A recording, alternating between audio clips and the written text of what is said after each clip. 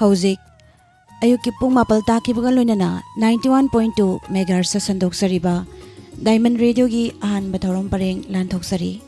tabiriba singbo ahan mamagtada Nirmala Thangjamna taram nokjari ngasi ahan batawrong pareng da chathajarakada batawrong pareng sing samlapna ningsingjari ningsingjaba hek loibaga tahan jagani leibak ningbai shai madi tongan ba jati singna magi mapugi mingkhaida success sonjaba ishai sing Pung 8 minute ni fu chatpa matamda thamjari Voice of Diamond Pung 10 minute kun lanthok sagani ngasi rasifal amadi matam-matamgi wafam Pung 10 makai nungtigi fong liba pause singdagi lautok saba maro aiba pau kudol tamjagani Numayung ba pung 10 nitoy tabada thamjari pukninggi warol Ngasi geroy ba tawramda thamjari ba Live chat program gi thorom taba fangbigani masini ngasigi ahan ba thorom paring da chathajarakadaba thorom paring sing hauzik lanthok sari lebak ningbai shemadi tongan ba jati sing na success sonjaba ishai sing kodol tamjari mayam puna taminasi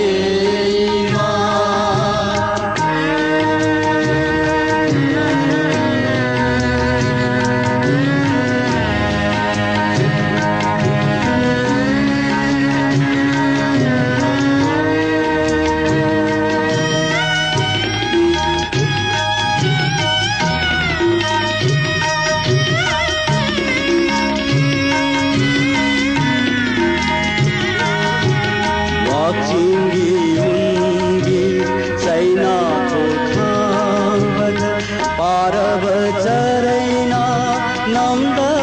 kupar ware kaubada haijadari nopatana nasaru goibi singai baki imamani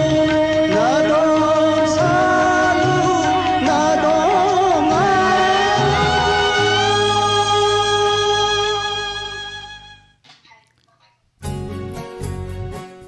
Mathangda amuk lanthokzari Kristen Isilnau singi isay.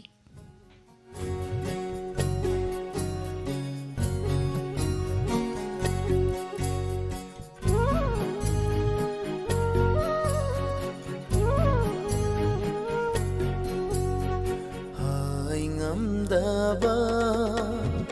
awa maicha bungamdraba lumlaba cross khangbi khibani jishuna ubi khibani lumlaba cross magi kari marano khallu magi kari marano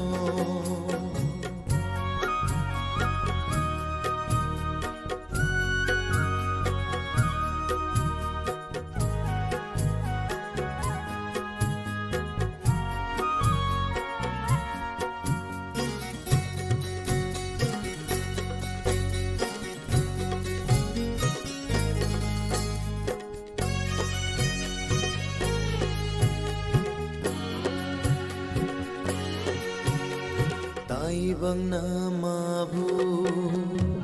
inthok pirami thoi nama changni haina lauram de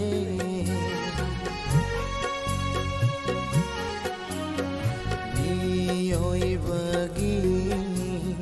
papkidamakta awaba khanki Jishu Krista na hat panda puriba yaugi matau gumna ngakshin ba yaudana nungsiba laitana buduna chatli lam jau lam hangda kanana wakhal kiba hai ngamdaba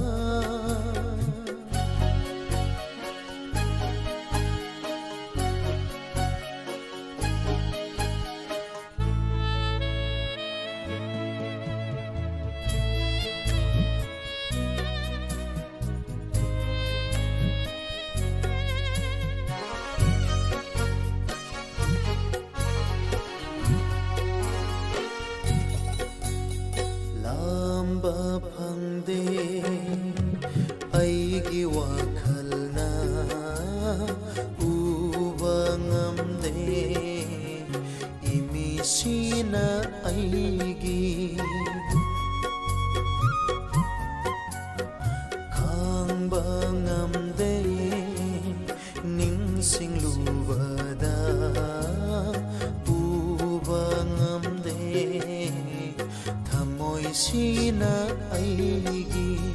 laite asumna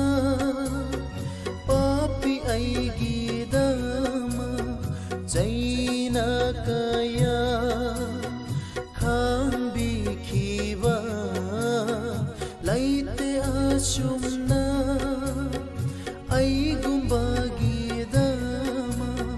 pamuba laitana kathopiba hai ngamdaba awa maicha bungamdraba lumlaba cross khangbi khibani jishuna ubi khibani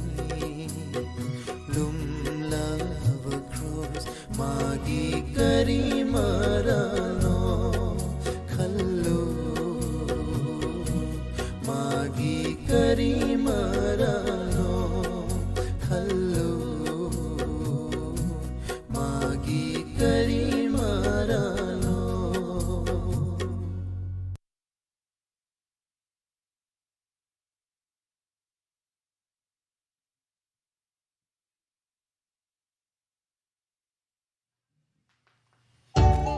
Mathangda muk laukhachari Maitai isai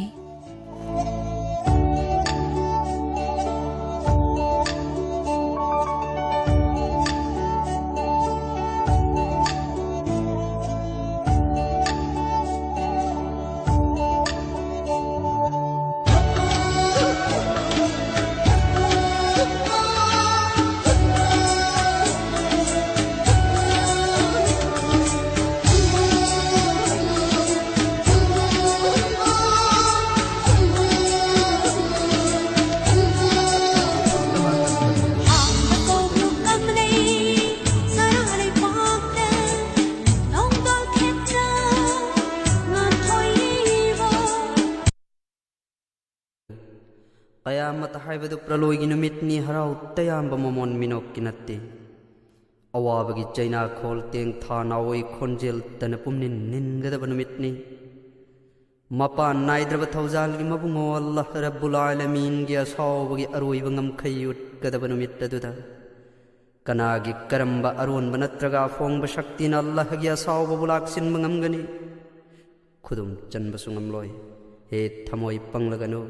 iman mapung phahansi Allah gi hukum ilhausi Nongmadi soi roi lak lani aroi banu mit kayamat Nongmadi soi roi lak lani aroi banu mit kayamat Cek silu tai bang mi yoi ba Iman mapung fahan si Allah gi hukum ilhausi Allah gi hukum ilhausi Nongmadi soi roi lak lani aroi banu mit kayamat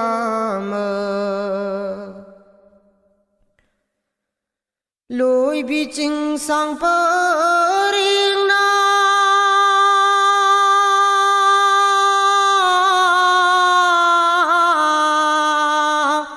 uflat tillani loi biching sang paring na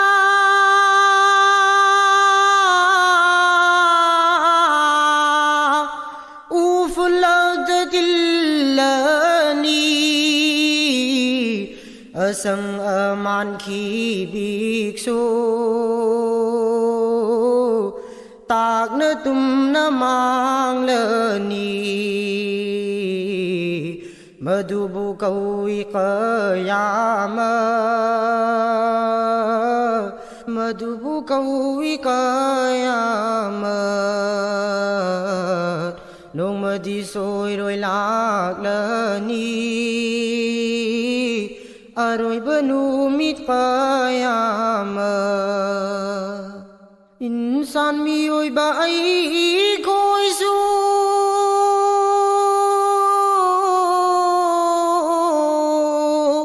Mai ran di gum pai rani Insan mi oi ba ai koi su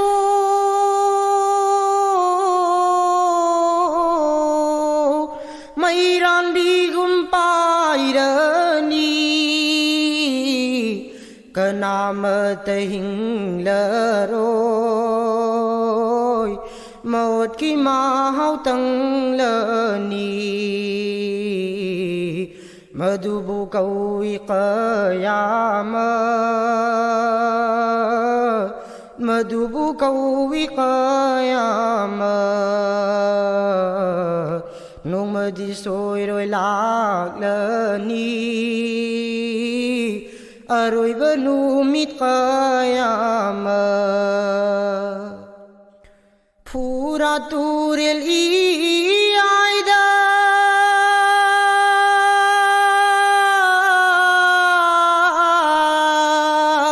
Sanagi chingdum phaurak ba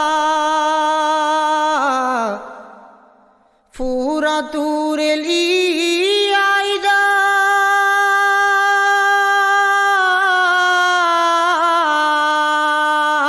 Sanagi chingdum phaurak ba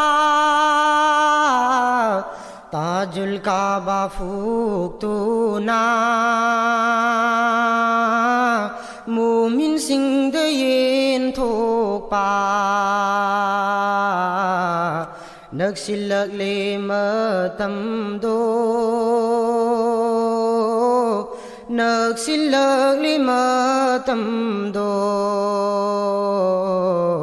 Nông mơ đi xôi rồi lạc lơ ni Rồi bơ nu mít Qiyamah Nông mơ đi xôi rồi lạc lơ ni Rồi bơ nu mít Qiyamah Nông mơ đi xôi rồi lạc lơ ni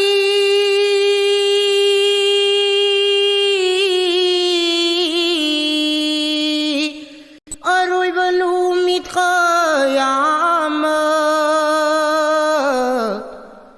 Nông mơ đi xôi rồi lạc lơ ni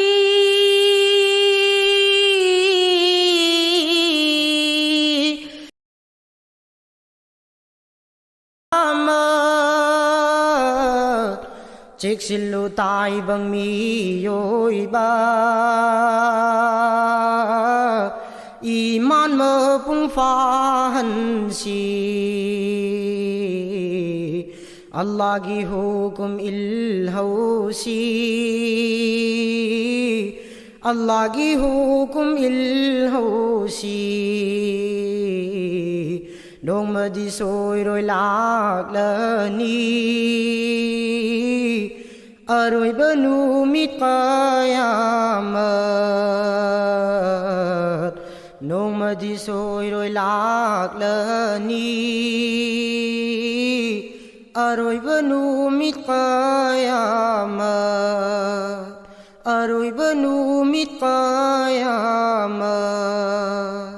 Rồi bơ nu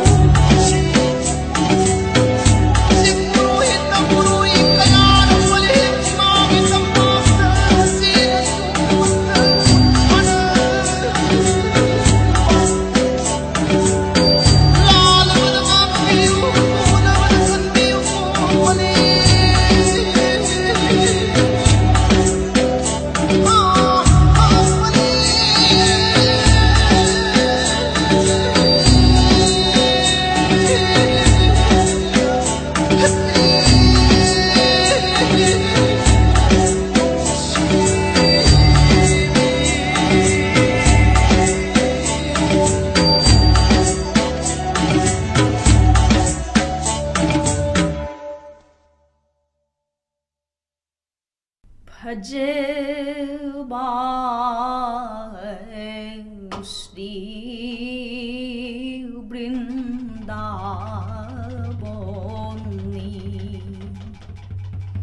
ऋतु तरुणा थौगल Libby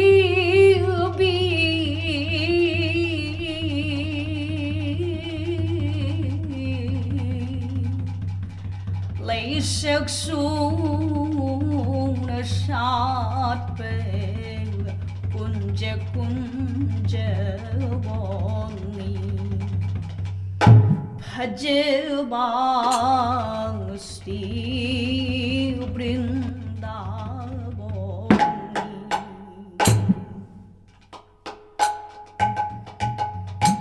bhajbang sti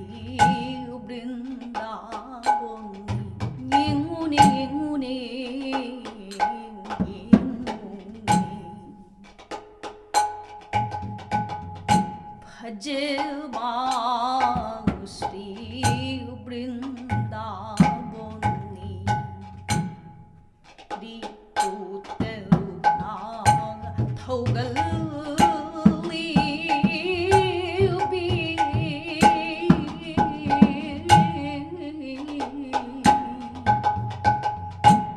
sắc xuống sát bên kunja boni bhajbang Shri Vrindavani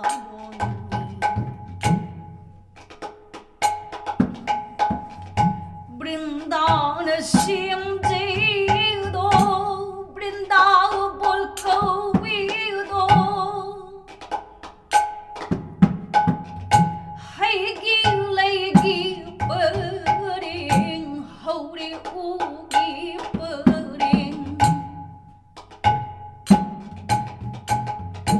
भजबा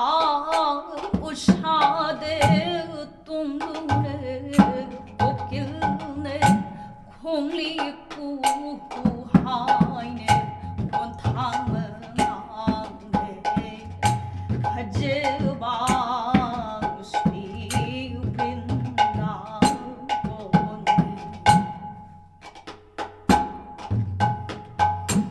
वृंदावन श्याम ji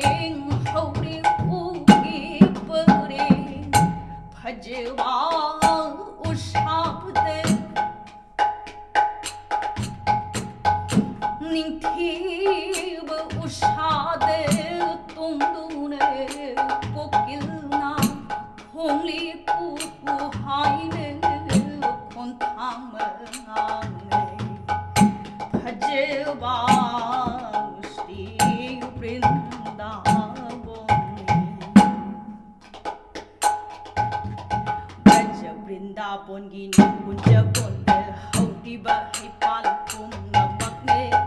lungna lungna kui thani Sri Choron pam jabana Chintamani Vrindavan Yingo Chintamani Vrindavan Chintamani Vrindavan hauriba hipal kumna makne hauriba upal kumna makne lungna lungna kui lungna lungna kui thani Sri Choron pam jabana Chintamani Vrindavan jati jyoti madhavi ne thik na nom na leipa phana sachari Sri Choron pam jabana Chintamani Vrindavan jati jyoti madhavi ne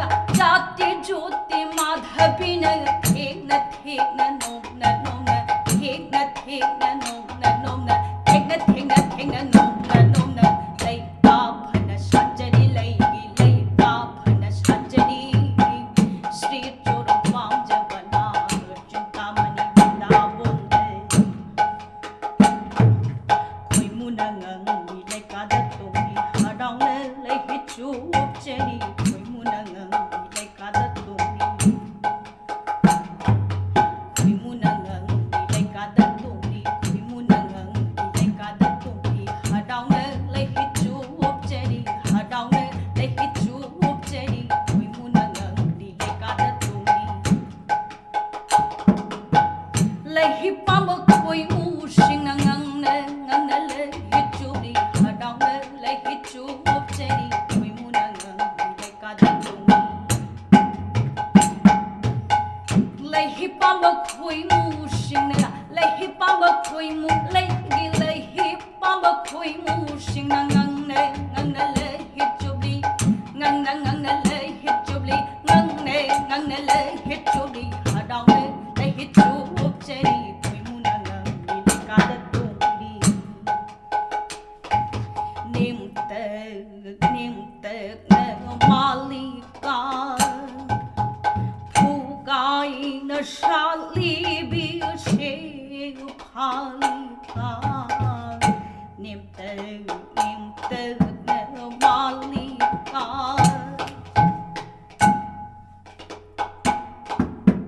Nim te ne malika Nim te ne malika Pugai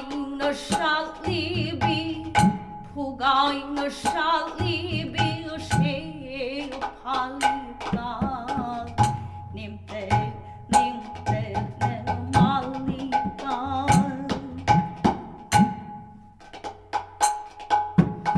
The Kile Modole Kamini Kusum Kumbire Kabire Shingade Lotu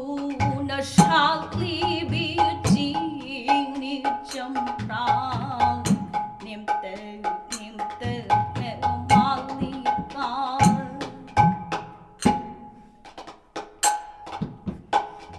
Kile Modole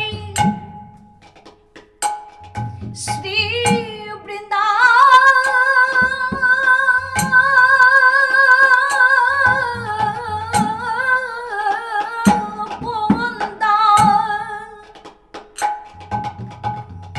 Hori Balay Sing The Kile Modole Kamini Kusum Ingne de Shali Bi Ingne de Shali Bi Chini Champra Nimte Malika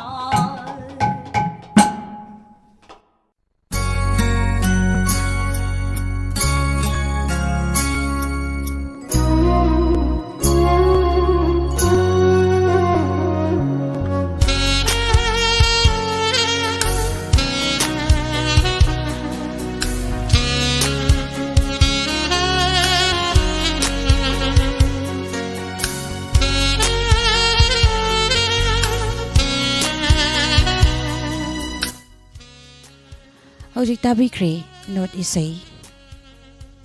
Sasak libi Pinky Salam Pungda Chingakam Rajesh Tharom sandok na tahan jariba si 91.2 MHz sa sandok sariba Diamond Radio channel dagini Hojik ngi haki matong tawa fangbigani Voice